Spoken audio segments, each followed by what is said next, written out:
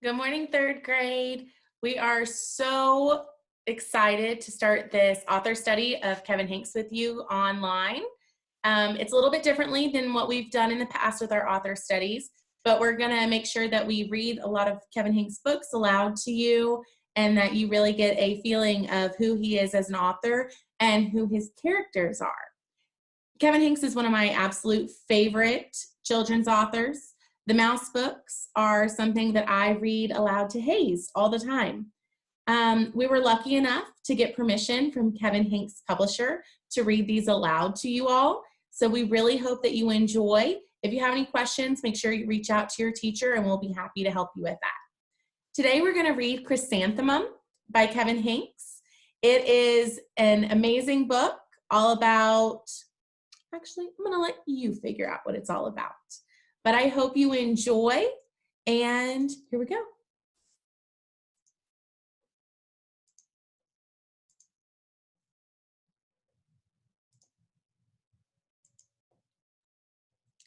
Chrysanthemum by Kevin Henkes. The day she was born was the happiest day in her parents' lives. "She's perfect," said her mother. "Absolutely," said her father. And she was. She was absolutely perfect. "Her name must be everything she is," said her mother. "Her name must be absolutely perfect," said her father. And it was. Chrysanthemum. Her parents named her Chrysanthemum. Chrysanthemum grew and grew and grew, and when she was old enough to appreciate it, Chrysanthemum loved her name. She loved the way it sounded when her mother woke her up. She loved the way it sounded when her father called her for dinner. And she loved the way it sounded when she whispered it to herself in the bathroom mirror. Chrysanthemum, chrysanthemum, chrysanthemum. Chrysanthemum loved the way her name looked when it was written with ink on an envelope. She loved the way it looked when it was written with icing on her birthday cake. And she loved the way it looked when she wrote it herself with her fat orange crayon. Chrysanthemum, chrysanthemum, chrysanthemum. Chrysanthemum thought her name was absolutely perfect. And then she started school.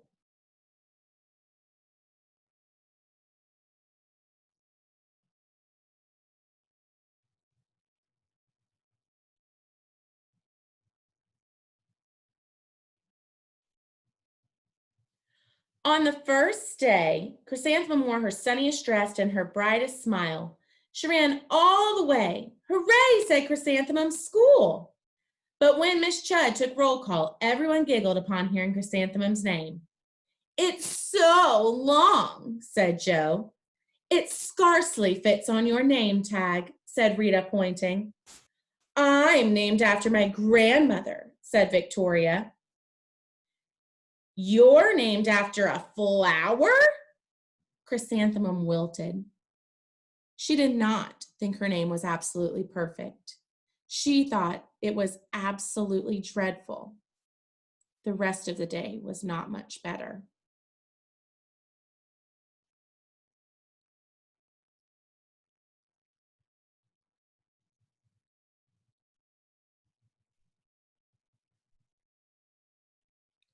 During nap time, Victoria raised her hand and informed Mrs. Chudd that Chrysanthemum's name was spelled with 13 letters.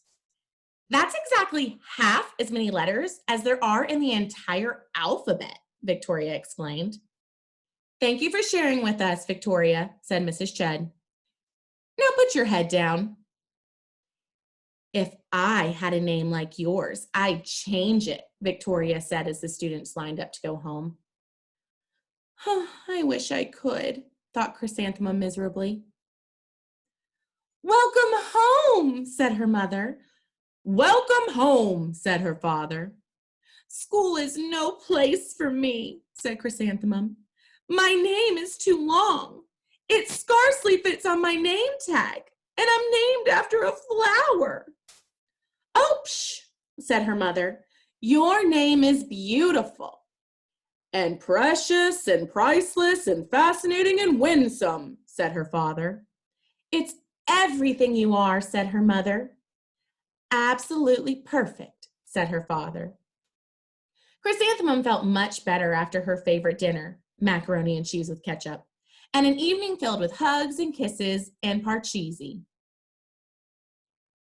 That night, Chrysanthemum dreamed that her name was Jane. It was an extremely pleasant dream. The next morning, Chrysanthemum wore her most comfortable jumper. She walked to school as slowly as she could. She dragged her feet in the dirt. Chrysanthemum, chrysanthemum, chrysanthemum. "She even looks like a flower," said Victoria as Chrysanthemum entered the playground. "Let's pick her," said Rita, pointing. "Let's smell her," said Joe. Chrysanthemum wilted. She did not think her name was absolutely perfect. She thought it was absolutely dreadful. The rest of the day was not much better. During nap time, Victoria raised her hand and said, "A chrysanthemum is a flower. It lives in a garden with worms and other dirty things." "Thank you for sharing that with us, Victoria," said Mrs. Chudd. "Now put your head down." "I just cannot believe your name," Victoria said as the students lined up to go home. "Neither can I," thought Chrysanthemum miserably. "Welcome home," said her mother. "Welcome home," said her father. "School is no place for me," said Chrysanthemum. "They said I even look like a flower. They pretended to pick and smell me." "Oh, psh," said her mother. "They're just jealous." "And envious and begrudging and discontented and jaundiced," said her father. "Who wouldn't be jealous of a name like yours?" said her mother. "After all, it's absolutely perfect," said her father. Chrysanthemum felt a trifle better after her favorite dessert, chocolate cake with buttercream frosting, and another evening filled with hugs and kisses and parcheesi. That night, Chrysanthemum dreamed that she really was a chrysanthemum. She sprouted leaves and petals. Victoria picked her and plucked the leaves and petals one by one until there was nothing left but a scrawny stem. It was the worst nightmare of Chrysanthemum's life. Chrysanthemum wore her outfit with 7 pockets the next morning. She loaded the pockets with her most prized possessions and her good luck charms. Chrysanthemum took the longest route possible to school. She stopped and stared at each and every flower. "Chrysanthemum, chrysanthemum, chrysanthemum," the flowers seemed to say. That morning, the students were introduced to Mrs. Twinkle, the music teacher. Her voice was like something out of a dream, as was everything else about her. The students were speechless. They thought Mrs. Twinkle was an indescribable wonder. They went out of their way to make a nice impression. Mrs. Twinkle led the students in scales. Then she assigned roles for the class musical.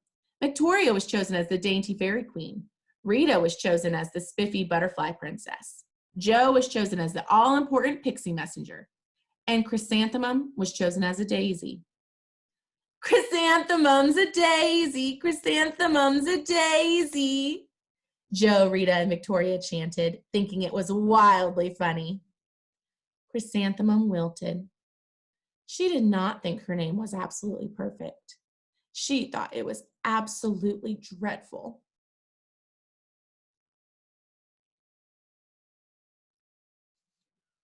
"What is so funny?"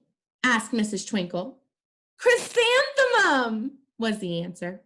"Her name is so long," said Joe. "It scarcely fits on her name tag," said Rita, pointing. "I'm named after my grandmother," said Victoria. "She's named after a flower." "My name is long," said Miss Twinkle. "It is?" asked Joe. "My name would scarcely fit on a name tag," said Miss Twinkle. "It would?" said Rita, pointing. "And," said Miss Twinkle, "I'm named after a flower, too." "You are?" said Victoria. Yes, said Mrs. Twinkle. My name is Delphinium, Delphinium Twinkle. And if my baby is a girl, I'm considering Chrysanthemum as a name. I think it's absolutely perfect. Chrysanthemum could scarcely believe her ears. She blushed, she beamed, she bloomed. Chrysanthemum, chrysanthemum, chrysanthemum. Joe, Rita, and Victoria looked at Chrysanthemum longingly. Call me Marigold, said Joe. I'm Carnation, said Rita, pointing. My name is Lily of the Valley, said Victoria.